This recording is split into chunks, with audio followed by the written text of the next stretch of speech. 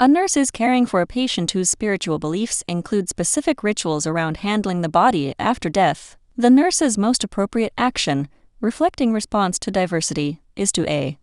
Ignore the family's requests since hospital protocol takes precedence in all cases. B. Ask the family about their specific needs and accommodate them within the constraints of safety and hospital policy. C. Assume standard postmortem care applies universally to all patients. D. Delay addressing the request until after standard care is completed regardless of family wishes.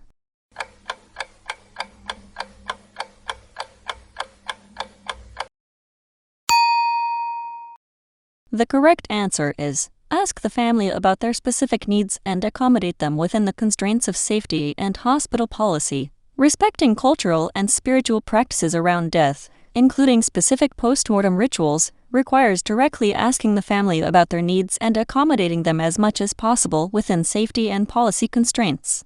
A patient with a ventricular septal rupture as a complication of MI develops a new harsh, holosystolic murmur and acute biventricular failure. The nurse recognizes this complication. A. Is a surgical emergency with high mortality if untreated. B. Typically resolves without any intervention. C. Is a benign, expected finding after MI. D. Requires only outpatient follow-up.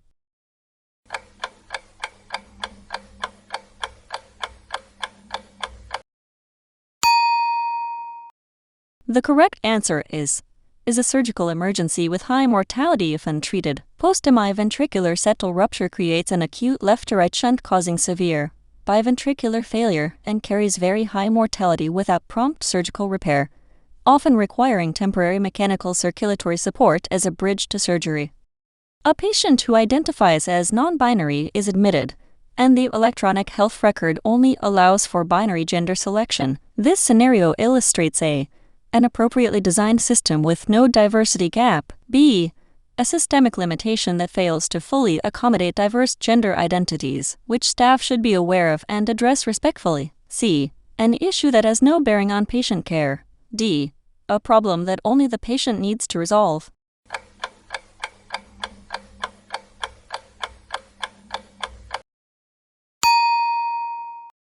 The correct answer is a systemic limitation that fails to fully accommodate diverse gender identities, which staff should be aware of and address respectfully. Documentation systems with binary-only gender options can fail to reflect a patient's actual identity. Staff should be aware of this limitation, use the patient's stated identity in interactions, and advocate for more inclusive systems where possible. A nurse is assessing a hospitalized patient using the CVMICU tool. A positive screen most directly indicates the presence of a dementia. B. Delirium. C. Major depressive disorder. D. Generalized anxiety disorder.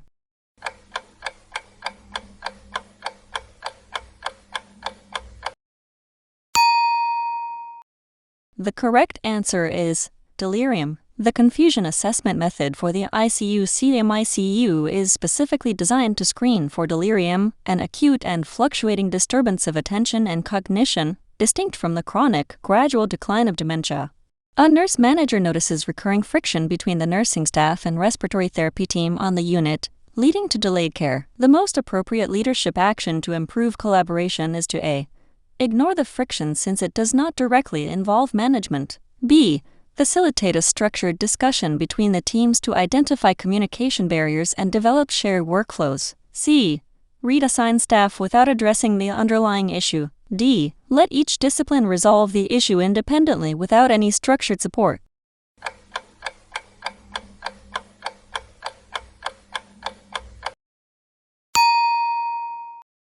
The correct answer is facilitate a structured discussion between the teams to identify communication barriers and develop shared workflows. Addressing interdisciplinary friction requires proactive facilitation to identify root causes and develop shared solutions, which supports sustainable collaboration and reduces care delays. A patient with known coronary artery disease is undergoing a routine outpatient stress echocardiogram. The nurse instructs the patient to hold which class of medication before the test, as directed by the ordering provider, to avoid blunting the test diagnostic accuracy. A. Beta blockers, since they can blunt the heart rate response needed for test accuracy. B. Statins. C. Multivitamins. D. Acetaminophen.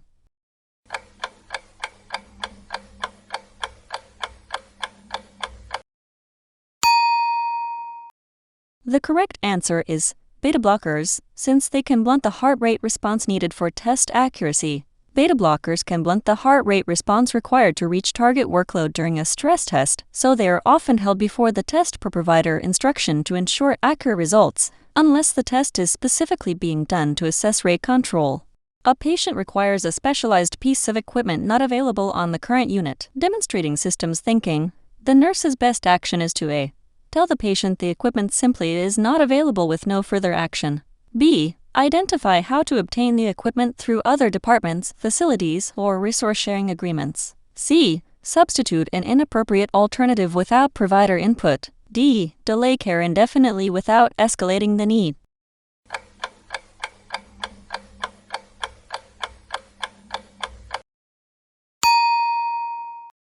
The correct answer is identify how to obtain the equipment through other departments, facilities, or resource-sharing agreements. Systems thinking requires knowledge of how to navigate the broader healthcare system to obtain needed resources, whether through interdepartmental loan, transfer arrangements, or other established mechanisms. A patient with severe acute pancreatitis develops periumbilical ecchymosis Cullen sign and flank ecchymosis Gray-Turner sign. The nurse recognizes these findings indicate A. Mild, uncomplicated pancreatitis. B. Retroperitoneal hemorrhage, a sign of severe necrotizing pancreatitis. C. An unrelated dermatologic condition. D. Resolution of the pancreatitis.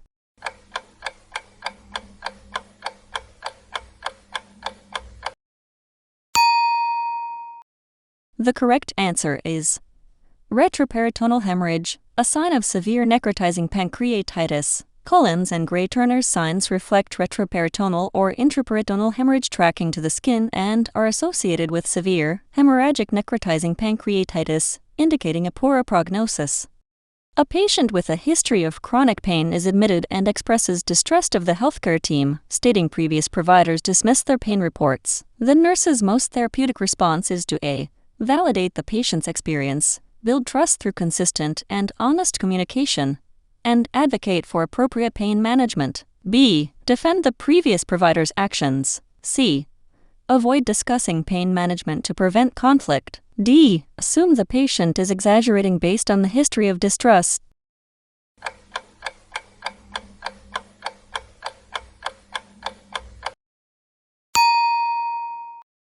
The correct answer is validate the patient's experience, build trust through consistent and honest communication, and advocate for appropriate pain management. Rebuilding trust with a patient who has felt dismissed requires validating their experience and demonstrating consistent, honest communication and advocacy, which supports both the therapeutic relationship and appropriate symptom management. Immediately following a hemodialysis session, the nurse should prioritize monitoring the patient for hypertension and fluid overload. B. Hypotension, disequilibrium syndrome, and cramping. C. Hyperkalemia. D. Polyuria.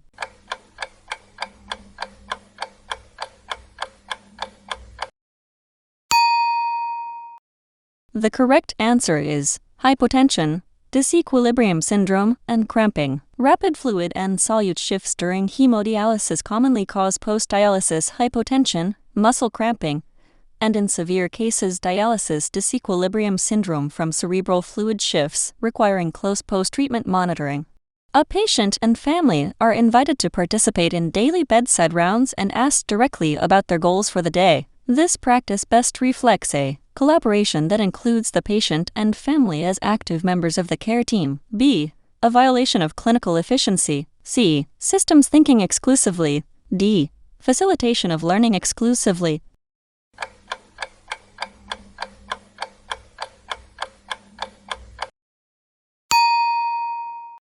The correct answer is collaboration that includes the patient and family as active members of the care team. The Synergy model's definition of collaboration explicitly includes patients and families as participants whose contributions toward shared goals should be promoted, and bedside rounds with direct patient-family input operationalize this.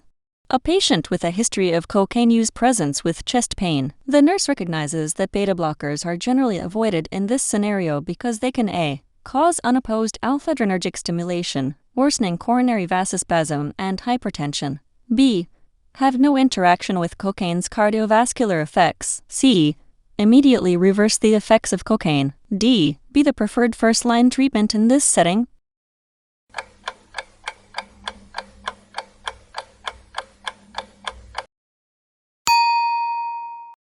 The correct answer is cause unopposed alpha-adrenergic stimulation, worsening coronary vasospasm, and hypertension. In cocaine-associated chest pain, beta blockers can lead to unopposed alpha-adrenergic stimulation, worsening coronary vasoconstriction, and hypertension.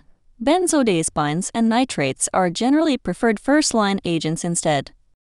A patient with spontaneous coronary artery dissection (SCAD) is being managed on the unit. The nurse understands this condition, more common in younger women, is characterized by a tear within the coronary artery wall causing an intramural hematoma that can obstruct blood flow, distinct from typical atherosclerotic plaque rupture. B. A purely atherosclerotic process identical to typical ACS. C. A condition that exclusively affects older men. D. A benign finding with no clinical significance.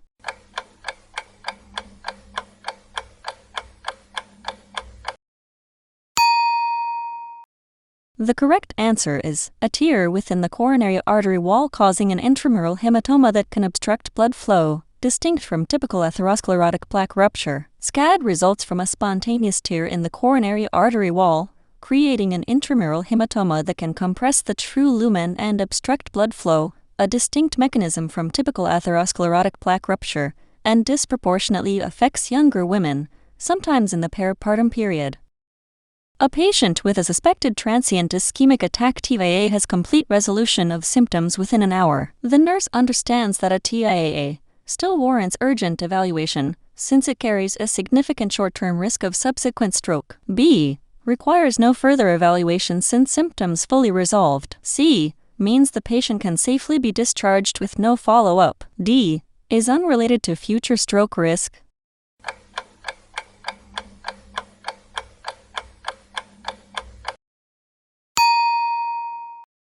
The correct answer is still warrants urgent evaluation, since it carries a significant short-term risk of subsequent stroke. A TIA, despite complete symptom resolution, signals significant underlying cerebrovascular risk and carries a notable short-term risk of a subsequent, potentially disabling stroke, warranting urgent evaluation to identify and address the underlying cause.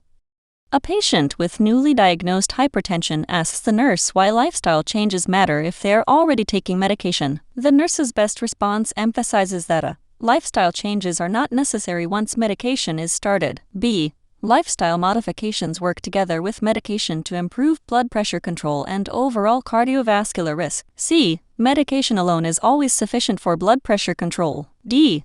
Lifestyle changes are only relevant for patients who are not on medication.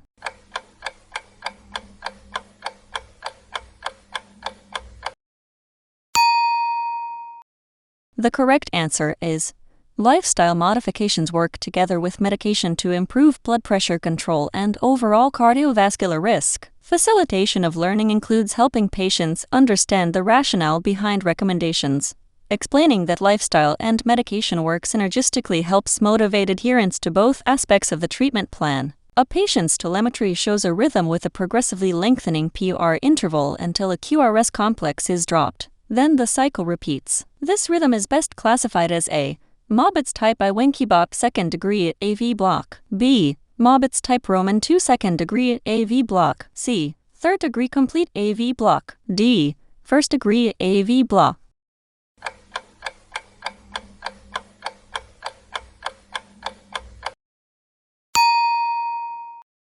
The correct answer is Mobitz type I Wenckebach second degree AV block. Progressive PR interval lengthening followed by a dropped QRS complex, then a repeating pattern, is the defining feature of Mobitz type I second degree AV block.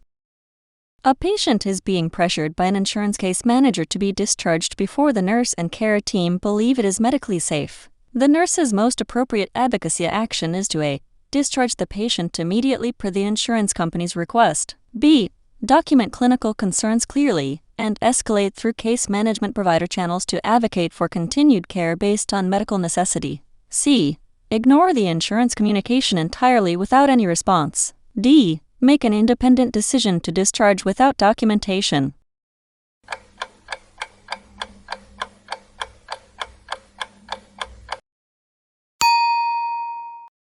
The correct answer is document clinical concerns clearly and escalate through case management provider channels to advocate for continued care based on medical necessity. When external pressures conflict with clinical judgment about patient safety, the nurse advocates by clearly documenting concerns and escalating through appropriate channels. Case management provider appeals process rather than simply complying or ignoring the situation.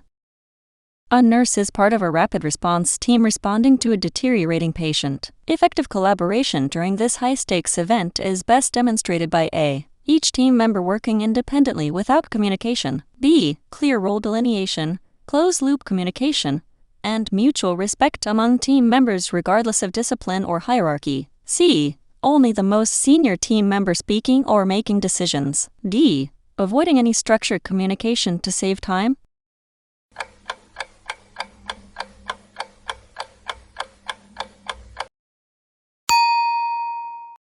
The correct answer is clear role delineation, closed-loop communication, and mutual respect among team members regardless of discipline or hierarchy. Effective collaboration during high-acuity events relies on clear roles, closed-loop communication confirming that instructions were heard and understood, and mutual respect across the team, which have been shown to improve outcomes in crisis resource management. In the Aachen synergy model, collaboration is described as involving which two levels of teamwork? A. Intra- and interdisciplinary work with colleagues and the community. B. Only nurse-to-nurse communication. C. Only physician-to-nurse communication. D. Only patient-to-family communication.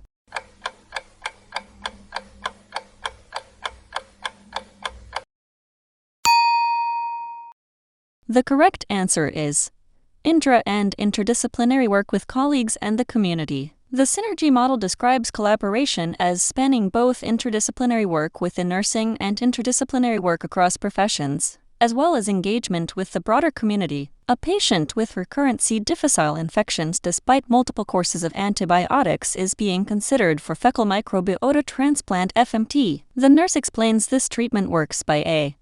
Restoring a healthy balance of gut bacteria to outcompete and suppress C. difficile. B. Directly killing C. difficile bacteria through antibiotic action. C. Eliminating the need for any dietary modification. D. Curing all future gastrointestinal infections permanently.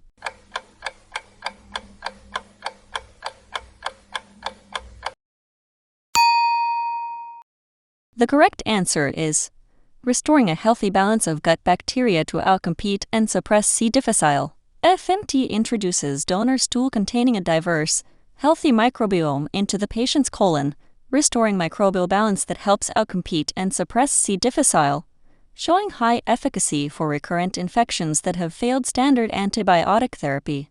A patient with cardiogenic shock is receiving Milrinone. The nurse understands that this medication provides inotropic support through a mechanism that is independent of beta-adrenergic receptors, making it useful for patients on chronic beta-blocker therapy. B. Works exclusively through beta-1 receptor stimulation, the same as dobutamine. C. Has no vasodilatory properties.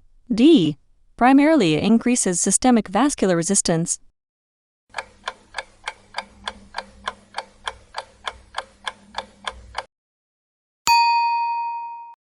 The correct answer is independent of beta-adrenergic receptors, making it useful for patients on chronic beta-blocker therapy. Milrinone is a phosphodiesterase 3 inhibitor that increases contractility and causes vasodilation through a mechanism independent of beta receptors, making it particularly useful in patients whose response to beta agonists like dobutamine may be blunted by chronic beta-blocker therapy. A patient with a lower extremity cast reports increasing pain unrelieved by analgesics, along with numbness and pain with passive stretch of the toes. The nurse's priority action is to A. Administer additional analgesia and reassess in several hours. B. Notify the provider immediately to evaluate for compartment syndrome. C. Elevate the limb and apply ice only. D. Loosen the cast independently without provider notification.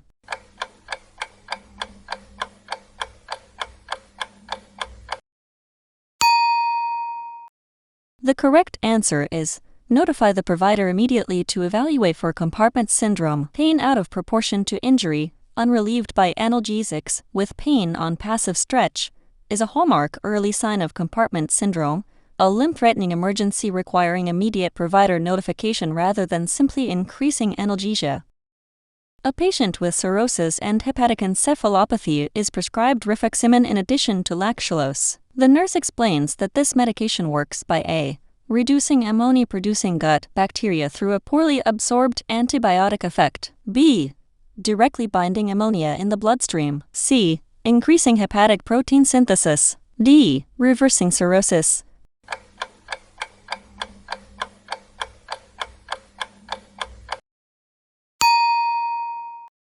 The correct answer is reducing ammonia-producing gut bacteria through a poorly absorbed antibiotic effect. Rifaximin is a poorly absorbed oral antibiotic that reduces the population of ammonia-producing bacteria in the gut, complementing lactulose's mechanism to lower serum ammonia levels in hepatic encephalopathy.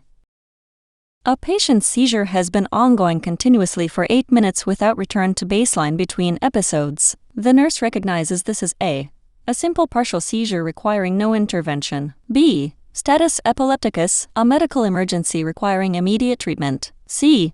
a normal postnatal state, d. pseudoseizure activity.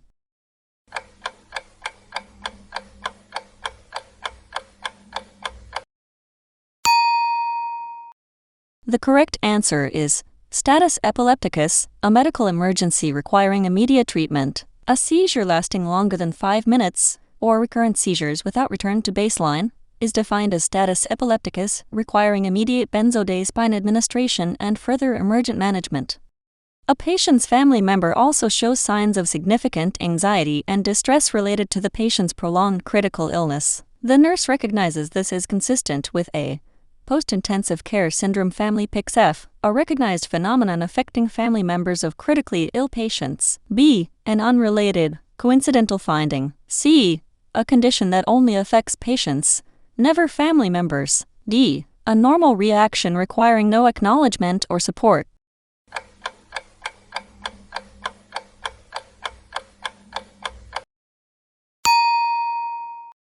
The correct answer is post-intensive care syndrome family PCCN, a recognized phenomenon affecting family members of critically ill patients. PCCN describes the psychological impact anxiety, depression, PTSD symptoms experienced by family members of critically ill patients, highlighting the importance of extending support and resources to families, not just patients. A patient with heart failure is started on spironolactone in addition to a loop diuretic and an ACD inhibitor. The nurse's priority ongoing monitoring for this combination is a. serum potassium, given the risk of hyperkalemia with this combination, b. serum glucose exclusively, c. serum calcium exclusively, d. white blood cell count exclusively.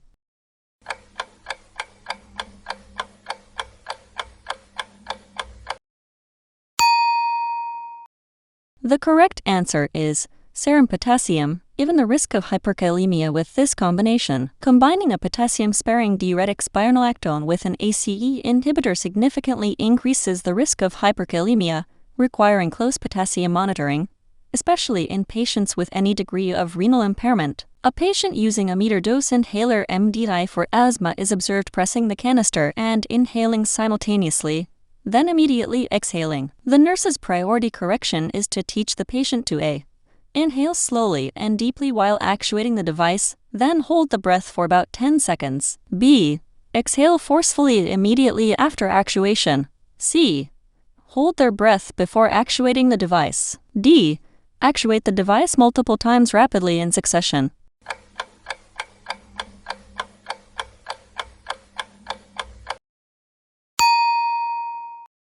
The correct answer is inhale slowly and deeply while actuating the device, then hold the breath for about 10 seconds. Proper MDI technique involves a slow, deep inhalation coordinated with actuation, followed by a breath hold of about 10 seconds to allow medication deposition in the lower airways, rather than immediately exhaling. A patient with chronic critical illness has been in the progressive care unit for several weeks and expresses feelings of hopelessness about ever leaving the hospital. The nurse's most therapeutic response includes a. dismissing the patient's feelings as an overreaction, b. acknowledging the patient's feelings, providing realistic encouragement, and involving appropriate resources such as psychology or chaplaincy, c. avoiding the topic to prevent further distress, D. Promising an unrealistic timeline for discharge.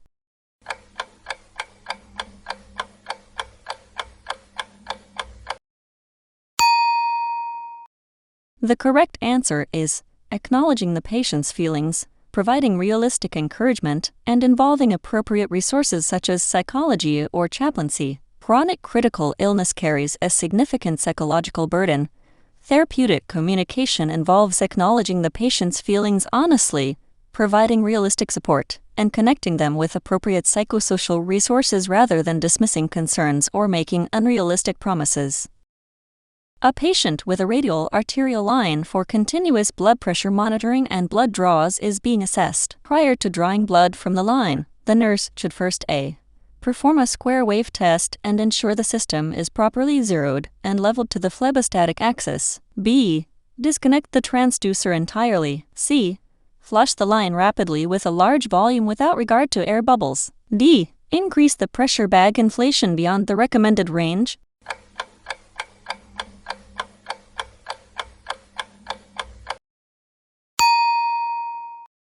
The correct answer is perform a square wave test and ensure the system is properly zeroed and leveled to the phlebostatic axis. Before drawing blood or trusting readings from an arterial line, the nurse should confirm proper function square wave test and correct zeroing leveling at the phlebostatic axis to ensure accurate values and safe sampling technique. A patient recovering from an endovascular aneurysm repair of VAR develops sudden severe back pain and a drop in hemoglobin. The nurse should suspect A. An expected postoperative finding. B. An endoleak or other bleeding complication requiring urgent evaluation. C. Simple incisional pain since VAR uses small incisions.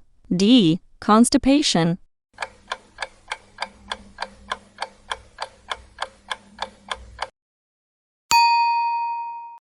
The correct answer is an endoleak or other bleeding complication requiring urgent evaluation. New severe back pain with the falling hemoglobin after VAR raises concern for an endoleak or other bleeding complication and requires urgent evaluation, even though VAR is less invasive than open repair. How many did you get right? Let us know in the comments, and tell us what topics you want us to cover next. Want to practice more? Download the app and get hundreds of free practice questions with detailed explanations.